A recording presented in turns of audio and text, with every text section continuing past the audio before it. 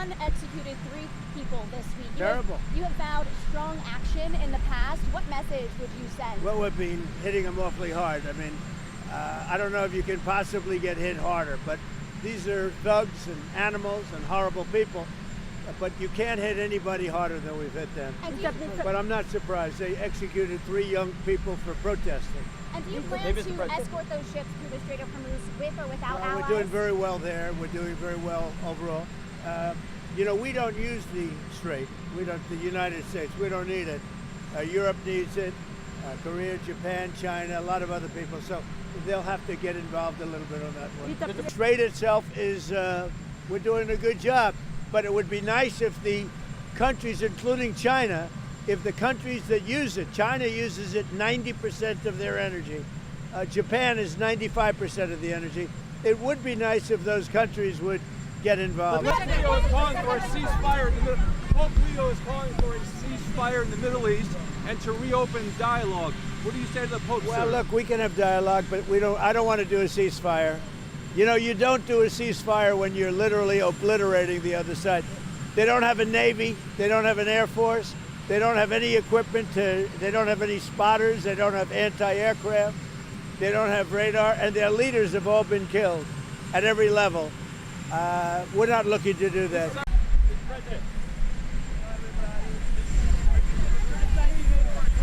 Everybody. I thought I'd bring our great Secretary of State out, and he is doing a fantastic job. So we have Marco.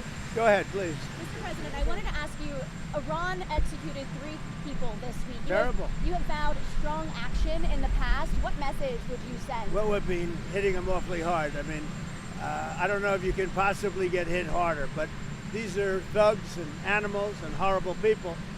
But you can't hit anybody harder than we've hit them. But I'm not surprised. They executed 3 young people for protesting. And do you plan to escort those ships through the Strait of Hormuz with or without allies? We're doing very well there. We're doing very well overall. You know, we don't use the strait. We don't. The United States. We don't need it. Europe needs it. Korea, Japan, China, a lot of other people. So they'll have to get involved a little bit on that one. Mr. President, do you still want South Korea support the United States? Yeah. What about it? Do you still want South Korea support? Well, I love South Korea. We have a great relationship with South Korea. We're helping South Korea a lot. Mr. President, do you think Israel will be ready to end the war when you're ready to end the war? I think so. Mr. President, Mr. President, The relationship's a very good one. I think so. Mr. President. We want more or less similar things. You know what we want? We want victory, both of us, and that's what we've got. Mr. President. What's your plan for Cloud Island? Well, you know, I may have a plan or I may not, but how would I ever say that to a reporter? If I said that to a reporter, Marco would say, "Please, sir, let's bring you over to the helicopter immediately." Right? No, I can't tell you that. Mr. President, the economic pain. It's certainly a place that's people are talking about, but I can't say. Yeah. Are you ruling out ground troops there, though? Epic Fury affect talks with Russia on Ukraine? What about it? Are the talks on back burner right now because of No, no? we're talking about it. I think it'll get done. When do you expect the next round of talks to take place? They take place almost every day. We're making a lot of progress. Mr. President, you said that the war was militarily won in Iran. What did you mean by that? You said the war was militarily won in Iran. What did you mean by that? Oh, I think we've won. We've knocked out their Navy, their Air Force. We've knocked out their anti-aircraft. We've knocked out everything. We're roaming free. From a military standpoint, all they're doing is clogging up the strait. But from a military standpoint, they're finished. So how much longer should the American people expect? You said opening the Strait of Hormuz is a simple military maneuver. Very simple. Yeah, but what did you mean by that? It's a simple military maneuver. It's relatively safe, but you need a lot of help in the sense of you need ships, you need volume. And NATO could help us, but they so far haven't had the courage to do so. And others could help us, but you know, we don't use it. You know, at a certain point, it'll open itself at a certain point. But we've defeated the enemy, and they are an enemy. They're a sick group of people. The leadership is gone, the Navy is gone, the Air Force is gone, the anti-aircraft equipment that they have, the radar they have is all gone, everything's gone. The Strait itself, the actual strait, how are you? Hi. The strait itself is, we're doing a good job, but it would be nice if the countries, including China, if the countries that use it, China uses it 90% of their energy. Japan is 95% of the energy. It would be nice if those countries would get involved. What did you call?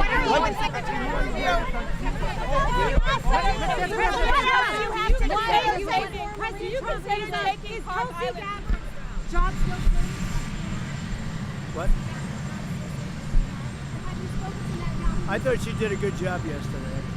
Mr. President, starting at the American bases in Europe, Lindsey Graham has asked for you to reconsider the American bases in Spain, in Germany, after what they have done in the Strait of Hormuz. What's your take? Well, it deserves. He's right about asking that, and I think NATO's gone down a long way because they haven't.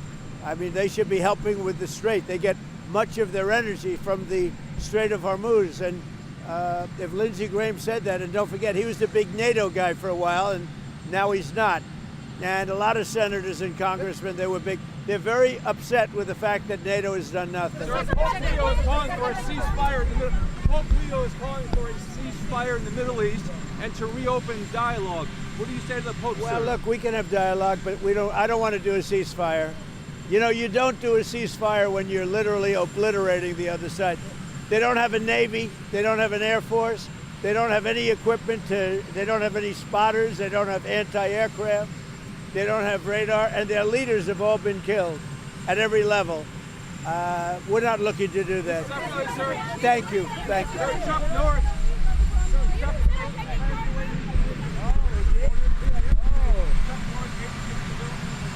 I thought he was a great guy. Wow. Yeah, he was a supporter. Chuck Doris died. I didn't know that. He was a great guy. He was a really good, tough cookie. You didn't want to fight him, I can tell you. He was a tough, great guy, and he was a great supporter. Wow, that's too bad. Tell his family highest respect. Great man.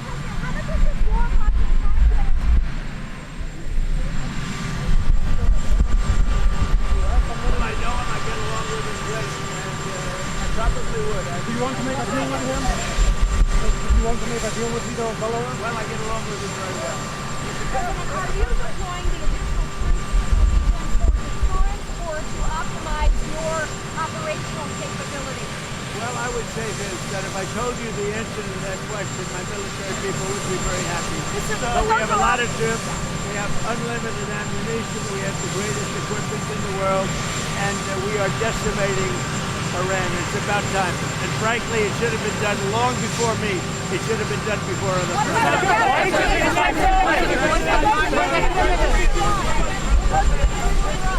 Polls have shown that MAGA is essentially unified behind you as the Republicans when it comes to Iran. There's been reports that the United States might be sending 2,500 Marines to the Middle East. Are you concerned that a move like that could potentially change the unity? Well, I don't know. I seem to have great support because CNN came out with a poll today that I'm at 100%.